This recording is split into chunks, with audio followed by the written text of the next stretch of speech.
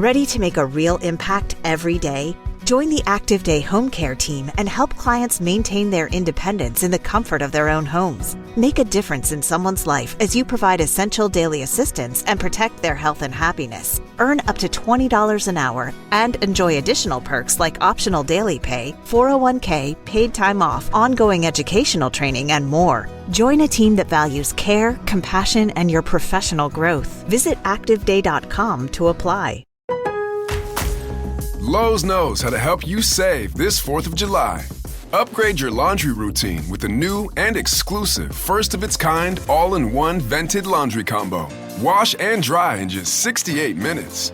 Save up to 40% on select major appliances. Plus, when you buy more, you save more. Shop Samsung this July 4th at Lowe's. Valid through 7/9. See Lowe's.com for details. Savings vary based on purchase amount. Selection varies by location. Stop right there. Yeah, you. If you like all things entertainment, current events, or Hollywood, then look no further. Creator to Creators, hosted by director Meosha of Horror Noir, interviews filmmakers and creatives from around the world. Join in on the fun, guest celebrities, and informative information to have as a creator. Hit subscribe and stay connected to Creator to Creators. Hi guys, welcome to another episode of Creators to Creators Today. Today we have a special guest. Read El Boricua Arabe, urban artist.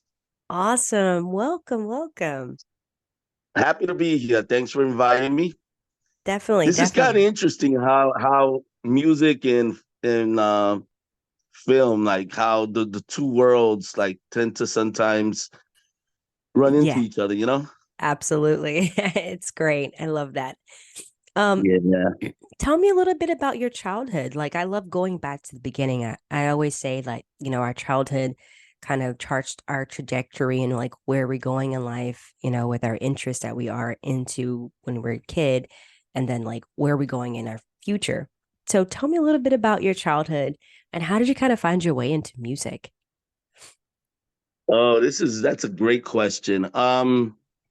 My humble beginnings started, I was born in Hell's Kitchen, New York City, to a Moroccan father and Puerto Rican mother. So I all my life, I've had to like balance two cultures, And in elementary school, I was a trumpet player for a minute, Nice. in the school band. And that's why I learned how to read music and all that. But then hip hop started. And that kind of changed my trajectory. Me and one of the other trumpet players, we became like best friends. His mother eventually became my godmother, and we started writing raps and just through being multicultural, especially my Latin side, my Puerto Rican side. My aunt used to sing. Actually, she still does sing in Puerto Rico, bolero music.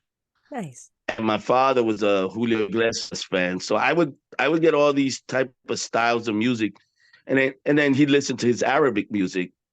So I grew up as a little kid listening to all this stuff, and not knowing that I was secretly just being. I like who would have thought I would eventually mix that with what my hip hop sound, And in fact, later on, thank God for reggaeton. Puerto Ricans found our voice in as a subgenre of the culture hip hop. Yeah. But yeah, it all started just being raised in New York, man. New York is such a multicultural city. Absolutely. I mean, there's so many people there. I love it. I got exposed to everything from Motown to hip hop to rock, Led Zeppelin. My father was a country music fan. Go figure, the Moroccan, and like all my exes live in Texas, So I grew up with almost everything. So when I started rapping and it was always me and my godbrother, Andrew Welsh. He's Irish and Puerto Rican. That's a good example of what, Hell's Kitchen was like, And, we had, it was a little of everything. I mean, blacks were here. It was mostly Irish and Italian, though, the neighborhood. I started going uptown because I wanted to rap. And people were like, well, you're Puerto Rican. I said, I don't care. I can rap. So I started going up to, and that led to me singing. I said, Nice. well, I can also, we used to call it harmonize. I can harmonize. I got a voice for harmonizing. And then little by little, I would run into the Force MDs. They used to be street performers. Back then, they were the Force MCs. And almost all of us back in the early 80s, I'm considered like an OG in hip hop. Right. Just because I've been around so long. But when people see my face, they think I'm younger. And That's I'm a like, good nah, thing. I'm 55, man, but I'm 55 years young. I'm not 55 years old.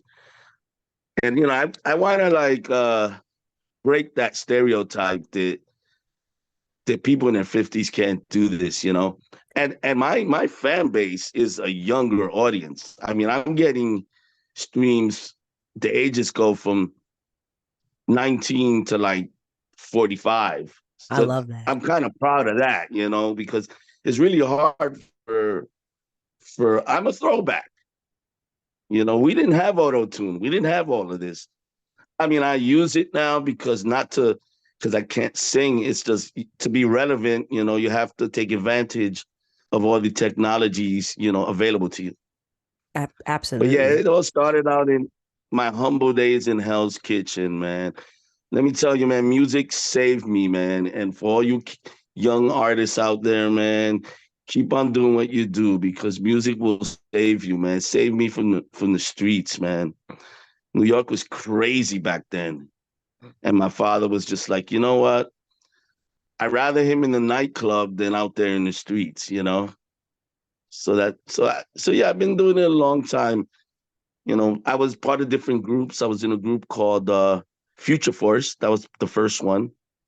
One of our members ended up becoming K7. He had a big hit song, "Come Baby Come." Nice. Yeah, and yeah, we worked with Full Force. They gave us our humble, like our first shot at recording demo tapes. So I've been part of a lot of history. I'm that guy that never really made it big. And then a friend of mine told me, sometimes you make it when you're young, sometimes you make it later in life. Hmm. And I'm finally, man, this song, Una Noche Con Un Arabe, it's on the charts. I just checked it. It's number 4. Thanks to Nice. all the fans, man. Love that. That's awesome. Yeah. Oh, Oh, thanks, man. I'm having so much fun and keeping myself humble. I'm not caught up in the whole music industry, this and that and this rumor. I'm just I became a flight attendant and decided to move to the Caribbean, Mhm, not knowing that I would end up going back to music after leaving music in the 90s. mhm. I did a lot of promoting for a while. Actually, it's funny, this is like kind of a creator's creator thing, because I was an usher in the movie theaters Oh, for nice. about 10 years. So to speak on both worlds, I loved film and I never took a job for the pay. I always took a job. I mean, I was making minimum wage back then. It was like maybe $4.70 an hour Hmm. as an usher. And I just loved cinema, Absolutely. Yeah. you know, I love that. entertainment. My drama teacher said I was a natural born actor. I love that. Yeah, I went to high school with the big salsa star Mark Anthony. Yeah. Yeah. Yeah. And I Absolutely. remember we both got offered like to be part of a troupe called Talent Unlimited. And I was too busy recording my rap songs, and Mark was too busy recording his dance music songs back then. So we were like, nah, we're busy. We got our own plans. Go figure how the world, is a small world. Absolutely. I kind of want to Yeah. touch back on what you said earlier about like, being your age and like you said that some people make it later. And it's interesting, like you said, I got black like hair stuff. right. Like you can say Jay-Z, Jay-Z is still rapping at his age, and he's really, he doesn't seem like he has aged at all. Actually, he's gotten better as he gotten older. So I do agree with you on that it doesn't matter about your age or, No. it's what you feel inside and what you want to contribute, to the world. And so I think that's really awesome what you're doing. So you did rap, you got into the music. Were there any like obstacles? And I'm sure there were. And Oh when it man. came to that, how did you get over those obstacles? How did you get past all that? I used to listen to the Rap Attack show. Rest in peace, Mr. Magic. He was a WBLS show on the weekends, and he had a saying: "Persistence overcomes resistance." And I remember as a teenager being like, "Wow, yeah, he's right," and Yeah. and that always stayed in my head. And I've I've had many doors slammed in my face. I've had, you know, over the years, and I just kept trying. I'm just a guy that just driven by passion. I used to go up to Arista Records back when Whitney Houston was big, and Mm, I used to show up back. We had cassette tapes. I says, "You got to listen to my demo. It's the best demo in the world." And they were like, "No, we don't do rap." Back then, R&B was, and I'm like, "But you got to listen to this because we can sing too." And I get kicked out of the building, and I show up the next. I see the security guard got sick of me. He's like, "You again?" I'm like, "Yeah." I'd lie to him too. I said, "I have an appointment." you got to do what you got to do. I was there in Streetwise Records when New Edition got their record deal. I was like there, literally. I was the third appointment. Wow. I was sitting there hearing them because they had signed they were signing New Edition, and there was another group, two young kids that sounded like New Edition, and they couldn't take the other two. And Wow. then so when I showed up with my tape, he was like, "We don't do rap." I'm like, "Streetwise Records, you don't do rap?" I said, "You got to listen to this rap. Good." I, I I'm just love that. maybe call me stubborn. I think that's what it Self takes. belief, man. Yeah. Yeah, that's Yeah, exactly what you it gotta be takes. stubborn. You gotta be like, you know, you know, us artists, all of them, we got a little crazy in us, in a good way. You Definitely, know. definitely. Yeah, because I think if you don't believe in yourself, I mean, how can you convince anyone else to believe in you and your work if you don't think that you're worth it? And I think that and that, you can't put a time limit on your purpose, right? It's limitless. It's like you can just continue to go one foot in front of the other and step Oh out on man, faith, right? it's funny you mention that because like now in the world we're living in, I record a song called Una Noche Con Un Arabe, one night or a night with an Arab, a sexy song Hmm. in a child that's been raised by a Muslim father and a Catholic mother. Wow. You know what I mean? I've always been in the middle. I was baptized Catholic because that was the religion available to me in New York, especially in Hell's Kitchen. We had Sacred Heart Church, and then later in life, I studied Islam a little bit, and not to talk about religion, but just in the world, people like me are mixed races like me are representing the future, man, and that's what the world, and I don't want to bring up any of the negativity happening in Israel, Palestine, because Yeah. most people, Israeli, Palestinians, they love each other. It's not, nobody wants war, man. Nobody. And so people like me are kind of, that's why, people now they want, after the pandemic, now war and all this, people want to escape, and Hmm. I write a lot of deep music. I do spoken word also. Nice. But for some reason, every now and then you just need a sexy song to give you that escape. And that's what Una Noche Con Un Arabe is the blend between Latino, the sexiness of the Latino, and the exoticness of the Arabic culture. I So love I that. think even though it's a sex song about a guy meeting a girl in the club and then talking about, oh, I wanted to dance with you, I wanted to be with you. I think the representation of the song is bigger than that.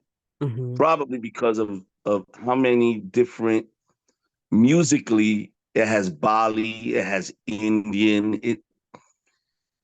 Somebody interviewed me and said, "Man, that song has everything in the kitchen sink Yeah. without anything crashing, Hmm. without Hmm. overproducing. It just has like we call salsa, like a little of this, a little of that, Right. you know." Right. Right. Absolutely. And it's funny because I was interviewed by I was on a podcast, Brad Cooney, and probably if it wasn't for Brad Cooney, me and you would be talking right now.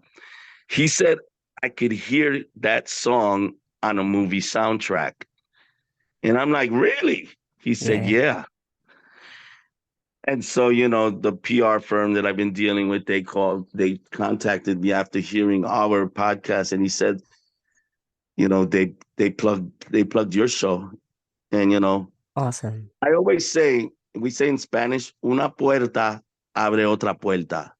That means one door opens another door. 100%. I believe that. Yeah. You know, I'm just trying to do art, man, whether it sells or not, I want to reach people more than anything, Absolutely. 'cause I always believe a human being, how much money does a human being really need? Mm-hmm. I own my own land in the Dominican Republic. I'm building my Airbnb with my friend. Money, and they go, why do you do music? You want to be rich and fat? I'm like, nah, man. I want to reach people, man. I want to make a difference, especially maybe my cross cultureness, which I know there's billions of people like me in this world. Mm-hmm. Maybe one day it'll make a difference and stop the bloodshed. And maybe Mm, people will just see people as human beings right. and not, oh, you're this, you're that, you're this religion, you're that, you're black, you're white, you're Asian. I want to be the artist of the people, for the people and people, Right. all inclusive, you Right. know? Yeah, I love that. I Yeah. think that's a beautiful thing, which actually leads me to my question. And there's no wrong answer. Okay. But the three levels of influence, money, power, or respect. And if you could choose one of those things, which one would you choose and why? Respect. Love that. Love that. Power. What is power? Money's paper. I always laugh at the film Forrest Gump. Yeah. I love that film because Forrest Gump in the movie, the character said, it's just paper. I just happen to have a lot of green paper. He Yeah. he he did Bubba Grump shrimp because of his friend, because he respected Bubba in the movie. Right. So you can't put a price on respect, And I think my fan base, I think anyone that knows me, whether they like my music or hate it, they gotta respect my grind, man, because I've been that guy to have people say you're never gonna make it. Fareed Abdallah. I'm kind of like Obama. I could relate to Obama. When he Yeah. became president, I literally shed a tear because I Hmm. said, wow, man, he's me. Right. Right. And people respected Obama, whether they liked him or not. They Right. respected him. A lot of people didn't like some of his policies, but come on, man. You got to respect the guy with the name Barack Obama showing up and becoming president of the United States, you know? Yeah. And more than power, I think he got more respect than power. Hmm. You know, I Yeah. mean, Yeah. even though he was the most powerful man in the government, but there's always limits to that. Absolutely. Yeah, but I think he got a lot of respect. I've always respected him. I Hey, love that. Obama, you're out there. Obama fan. That's right. No, that's a great answer. I was actually gonna ask a really, really fun question, just to really light up the mood, but I love asking this. If you could collaborate with any artist, living or dead, who would it be and why? Wow. Oof. Can I give a two-part answer? Living and dead? I don't know. Living or dead? There's no wrong Living answer. Shakira, Hey, okay, because she's okay. I like I'm Shakira. yeah, people consider me her male counterpart in the Latin world. When I've been Love interviewed in that. Spanish in Colombia, they play my music out there. And the radio DJ said, "Oh, we got you." I go, "What do you mean? You're Latino and you're Arabic, right?" He goes, "Yeah, we have Shakira. You're kind of her, but a guy." I love So I that. think her vocally would be great. I mean, me and her also are fans of like rock and The Cure and that kind of music. And I could tell the music she listens to just from her music. Now, Dad, hmm, I don't know. It's an interesting question. Yeah. I've been around so long. I mean, maybe David Ruffin from the Temptations. Oh, I like him. wow. I like that. That's a Yeah, great one. That's a good yeah. one. I like David Ruffin. I actually did a bachata version, like a Nice. Latin rendition of My Girl. I love that. That's awesome. Yeah, if you type Fareed My Girl on Spotify, my version pops up. And I remember I was going, damn, I can't sing like this guy. I'm nowhere near as good as he. So I really, really, really rehearsed. I mean, I said, I do not want to ruin this song, you know? So yeah, I, probably David Ruffin. As crazy as he is, yeah. I love that. I love that. What advice would you give to those people that want to get into the music industry? Sorry. Uh be realistic, be original, be yourself, and don't take no for an answer. If Love you can that. figure that out, and you have to be able to take criticism. Because if you can't take it, man, you won't make it. I mean, people are gonna hate. It's gonna be a mixture of haters and a mixture of people giving you constructive criticism. Now you have to know the difference. Hmm. You know, like oh, you suck is a hater. You could have did this better, you know, and that's more constructive. Right. Yeah, so I mean, it is what it is. I mean, and at the end of the day, man, you don't have to rely on American Idol, The Voice, or any of that to make it. You can make it on your own. Just do your research, learn how to advertise. Because now, you know, indie artists, you need to have a lot of hats. You know, you need to be this, you need to be that.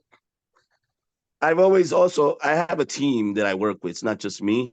Yeah. So Suicide Recordings. I have my friend's wife Doris. She helps me with my online stuff. She's like I call her the Instagram queen. And then my producer, Junior, he's in the Dominican Republic.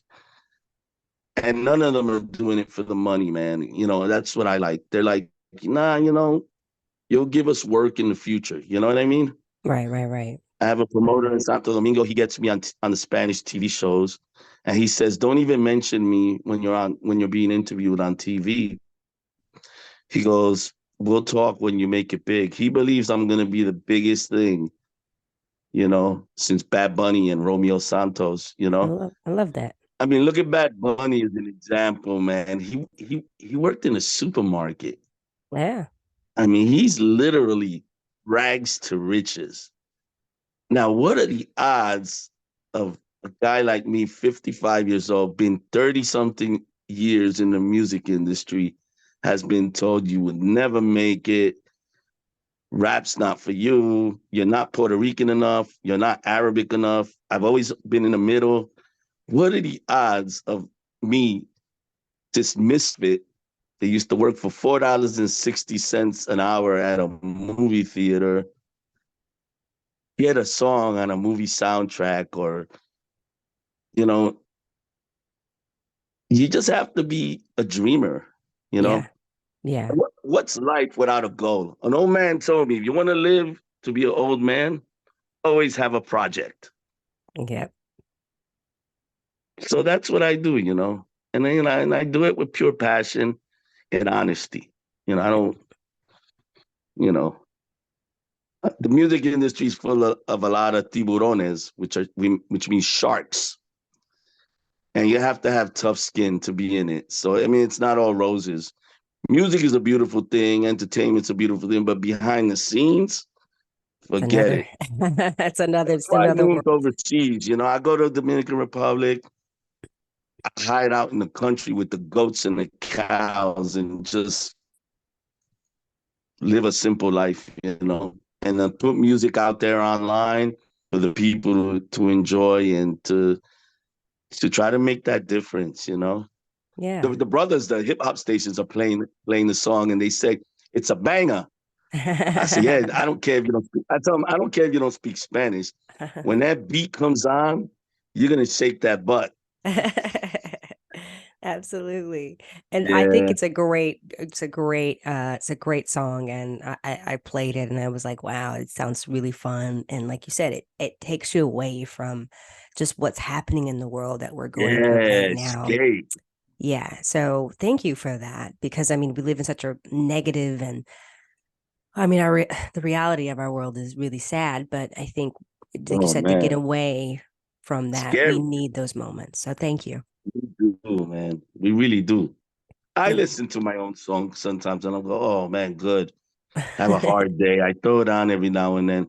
That's good. Then I make my own playlists up on Spotify, and I mix it with all the other Arabic.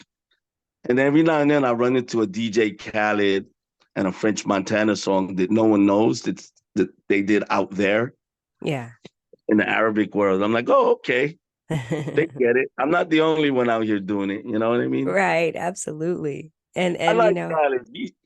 If I make it big one day like him, man, I know we would end up hanging out because he he's seems fun. like oh yeah, man. People Yeah. like him give me hope. I'm like, Yes. DJ Khaled made it? Yeah. He's a cool guy. I think yeah, he's one of those like fun people like I'm sure that he would be really Yeah. cool to hang out with. Yeah. And he's not afraid to be him and his family. He puts his kids up there. Yep. You know, he's fun. I He's can see why people love him. absolutely. Absolutely. Yeah. Where can people find your music and also just not just music, but where can people go on social media and find your handles to follow you and everything that you have coming up next? Okay, I finally got my website, www.elboricuaarabe, spelled